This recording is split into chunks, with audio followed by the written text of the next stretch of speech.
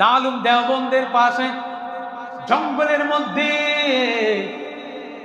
একটা রাস্তার মধ্যে বড় একটা রয়্যাল বেঙ্গল টাইগার বসে আছে। আচ্ছা বলেন তো, বাঘ দেখলে কে না ভয় পায়? ভয় পায় কি পায় না? বাঘ বসে আছে। এবার লোকজন দেখে বাঘের কারণে রাস্তা পার হতে পারছে না। এমন সময় দারুল দেওবন্দের, অর্থাৎ পাকিস্তানের দারুল দেওবন্দের আমাদের যে মাদ্রাসা, কওমি মাদ্রাসার দ্বারা হচ্ছে দারুল দেওবন্দ, ওই মাদ্রাসার একজন শিক্ষক রাস্তা দিয়ে মাদ্রাসায় যাবে। এমন সময় দেখে বাঘ মাটির মধ্যে, রাস্তার মধ্যে শুয়ে আছে।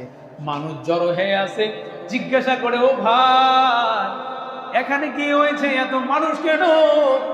ওই হুজুর রাস্তার মধ্যে বাঘ বসে আছে, ওই বাঘের কারণে মানুষ যেতে পারছে না। এমন সময় আল্লাহর ওয়ালি বাঘের কাছে এসে বাঘের কানটা ধরে লাড়া দিয়ে বলতেছে, এরে বাঘ, আল্লাহ কি তোকে বানিয়েছে জনগণকে, মাখলুকে কষ্ট দেওয়ার জন্য? যা যা যা, এখান থেকে সরে যা। বাঘের কানের মধ্যে একটা থাপ্পড় লাগে, আল্লাহু আকবার বলে। বাঘের কানের মধ্যে যখন থাপ্পড় দিল, সঙ্গে সঙ্গে বাঘটা হাঁটি হাঁটি পা করে জঙ্গলের মধ্যে চলে গেল।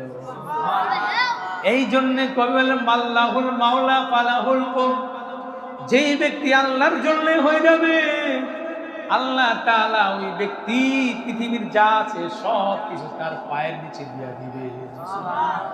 আল্লাহ তাআলা পারেন কি পারেন না? কথা বলেন, পারেন কি পারেন না?